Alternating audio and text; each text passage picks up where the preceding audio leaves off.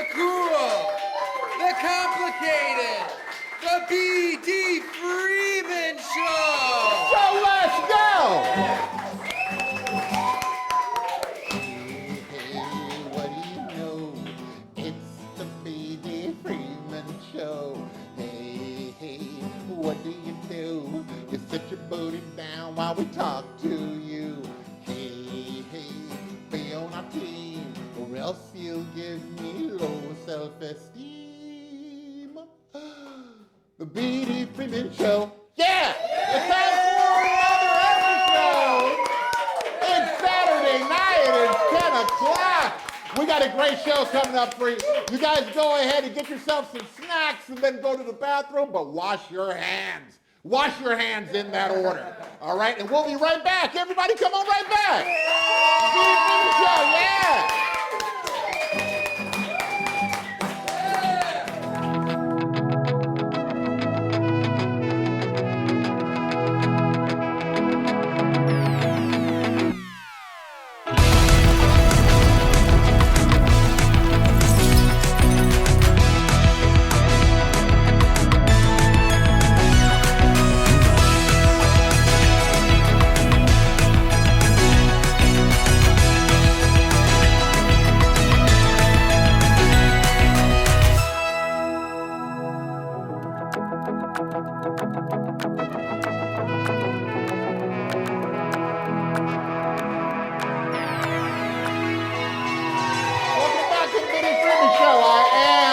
BD Freeman. Oh, stop it. Stop. Everybody settle down. We will unlock the doors and let you guys go after the show is over. You don't have to keep plotting. Has anybody here lost weight before?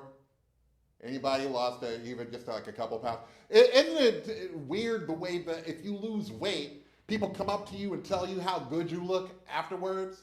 They're like, oh man, you look amazing. I can't believe it. Look at the weight you lost. You look incredible.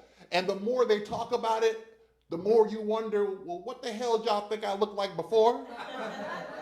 Well, I recently lost a lot of weight. Okay, now I lost a lot of weight. I lost over 250 pounds. I brought a pair of my old pants. I used to wear these, a pair of my old pants right there. I just, one question for y'all. How come nobody told me my ass was this big? Like, how come nobody stepped up and was like, maybe you should put down the Twinkie, Bobby? I don't know. I think, look at the ass on that, man. Oh my gosh.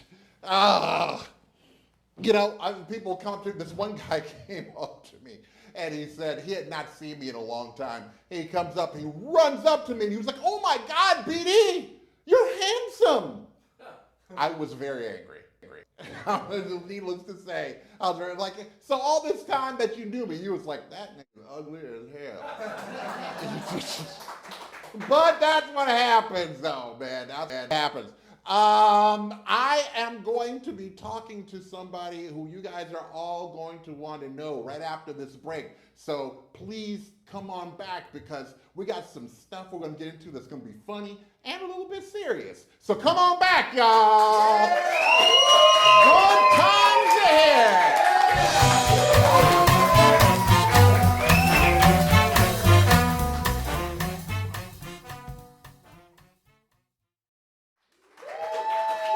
Welcome back to the BD Freeman Show. I am BD Freeman.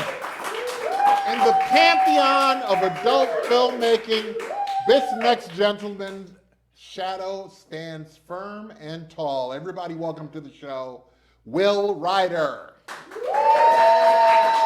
Thank you. Thank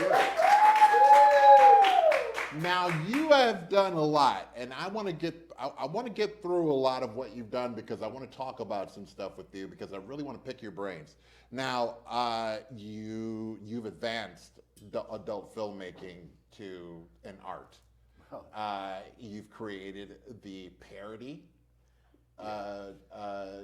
film, which everybody can get a kick out of and laugh at. and be horny too at the same time, a lot like Mad Magazine. Well, exactly. I used to say you can laugh and jerk off at the same time. Well, yeah. I don't know if it's possible or not. I don't know, but you tried. A lot like Mad Magazine, it's Mad a lot Magazine? like that, yeah. And your list goes all the way back to the 80s, so you have been around for a while. And you are currently working on a feature for Showtime called Adam and Eve, is that right? Well, no, I work for a company called Adam and Eve, the big adult company, but all my movies now, they weren't before, but all my movies now are aimed for Showtime. So Showtime licenses the movies. Oh, very cool. It is cool. It is really great. Yeah. Here's what really threw me off is that for a while, then you shrugged that off for a while, and you decided to become a musician for 14 years. Well, it was the other way around. Actually, what happened is when I was growing up, I was a musician. I was a piano player all my life. And I took a trip out to California, and I met a guy who scored, remember those old scores for porn back in the day? Waka chicka waka chicka. Sure. He did that. He would record this music for me. And so I was in California. I was living in Hollywood, right in the heart of Hollywood in a shitty apartment.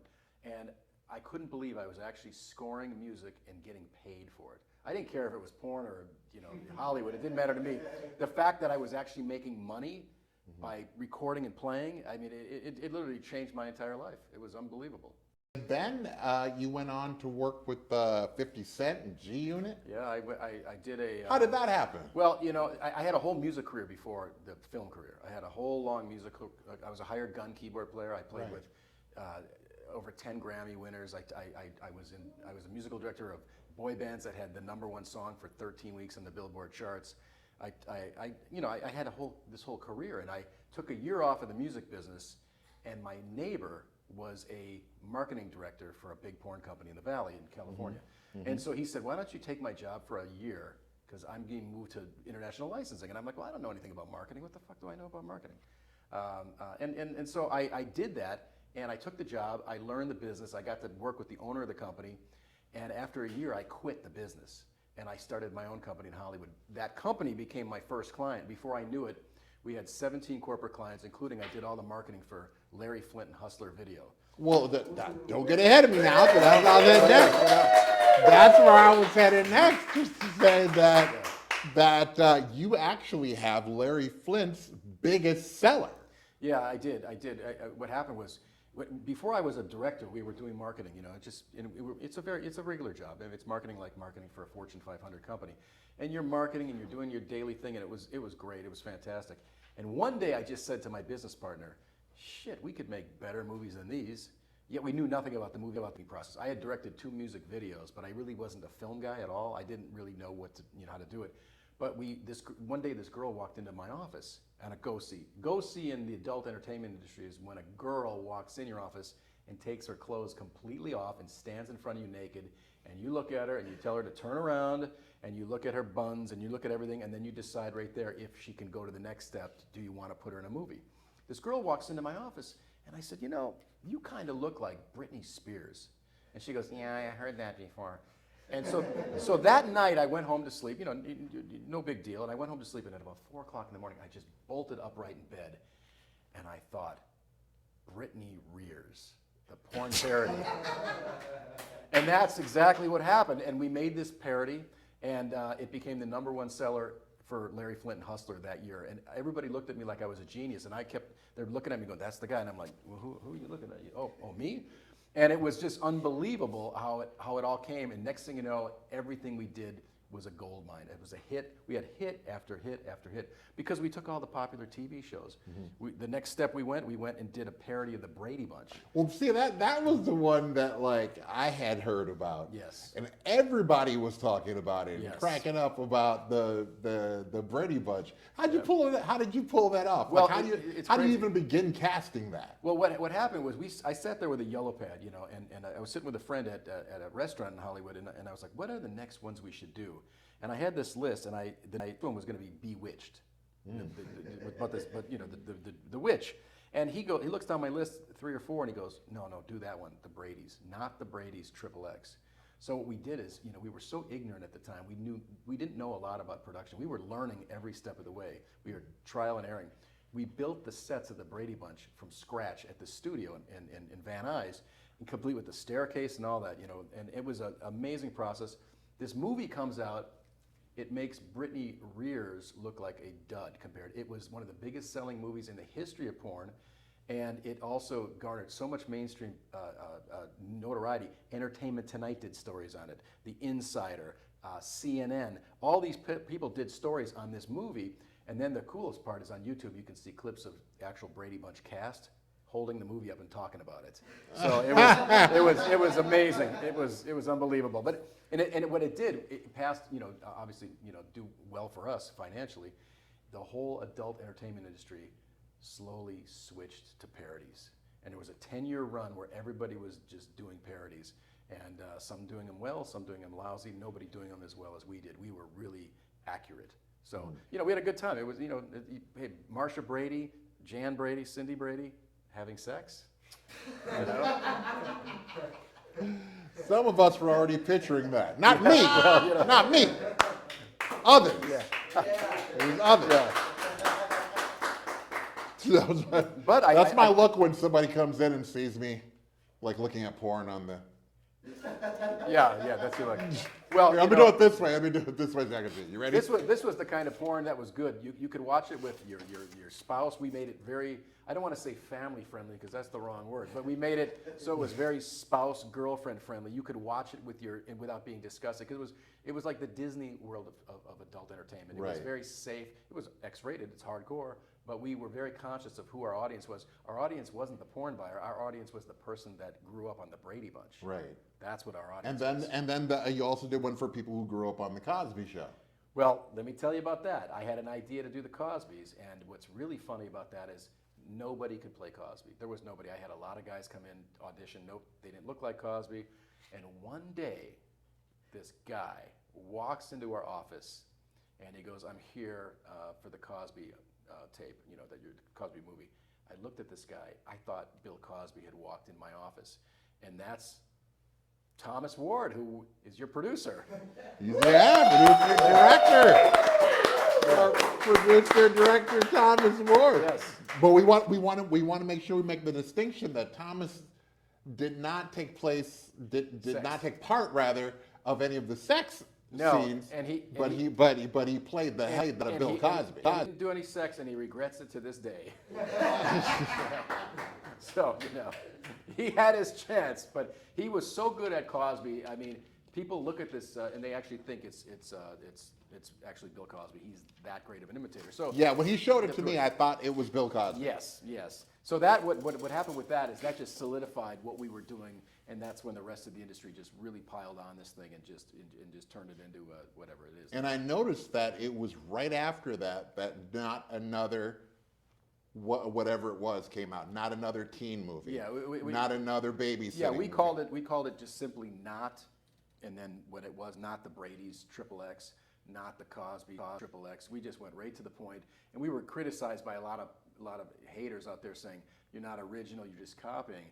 But we did MASH, and and I'm not patting myself on the back, but we did MASH so well that one of the writers from the actual TV show MASH, I met him, and he said, "Man, this writing was so good, you could have been in our writer's room." That's how spot on it was. It was fun. It was a lot of fun, you know. Here's something I've been thinking about all day long that I want to talk to you about. Mm-hmm. You know, when I watch a movie, like let's say it's a superhero movie. I watch a superhero movie and the superheroes are out there and they're fighting and the city is like buildings are falling down and people are getting hit by cars and people are it's just chaos all around you. And we take our children to see that. But if you were to show a boob, a penis, a vagina, you're a creep. All of a sudden, you are the worst person in the community. Yeah, I always tell the story. I said, you know, Martin Scorsese can do a movie, and the first scene of the movie is a bank robbery where the cops are shooting with the robbers, and brains are blowing up all over the wall, and he gets an Oscar, and he's an auteur.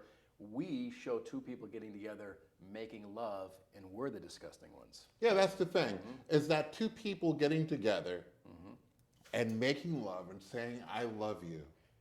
I love you. You know, and Wow. and being with one another and rolling with one another in the bed, the covers, the back of the Jeep, whatever it is, and nobody gets killed. Right. And nobody gets bludgeoned, and no one gets beat up. And yet, the movies that everyone goes to see, I always look over at whoever I'm in the movie theater with and go, you know, that building that just came down probably had like 50,000 people Yeah. Well, in the building, and now they're all dead, and There's everybody room in for the it. audience is like, yeah, all right, Well, I'm glad you know, the good guy won. Yeah, we live in a weird society. I mean, I have this, you know, thought in my head a lot of times, you know, about that what we do is what we do is really kind of cool. But what we do is, you know, as a industry is disgusting, and they're perverts and all this stuff. It couldn't be farther from the truth. You know, what we are is we're artists and business people. And yeah, I mean, I think there's room for everything. It's like rock and roll. Back in rock and roll, when Elvis Presley came along, the establishment was outraged that they were going to show him. Ed Sullivan's show had to show him above the waist because he was shaking his hips so much. So there's room for everything, you know, and obviously we go through these stages where people are crazily upset over things that they shouldn't be upset about because, you know, the society's not going to go off the rails. And what we did, we kind of Disneyfied the adult entertainment business. At least that's kind of what we were thinking as we were going along. We were making it much more palatable, much more wholesome for couples to watch it. Because, I mean, what's better than sitting there and watching Charlie's Angels XXX? Right. You know? I don't know. Nothing, you know. But it was quite a run. We had about a 10-year run with the parodies, and you know, it was so exciting going to the office every day because, you know, we either had a movie in pre-production, we had a movie in post-production, we were shooting a movie that following week. There was always different stages, editing. It was oh my God, it was so much fun when it lasted. But nothing lasts. Right. You know, Jerry Weintraub, the great producer, movie producer, and also Elvis's first promoter, said in his biography, and he said, don't get used to anything because every 10 years or so, somebody comes along and resets the table. And man, that guy is correct. So everything resets. You know, you can't get used to anything, in my opinion. Everybody, come on back. We're going to take a quick break, and we will be back. And it is going to be more good conversation. So stick around. Stick around.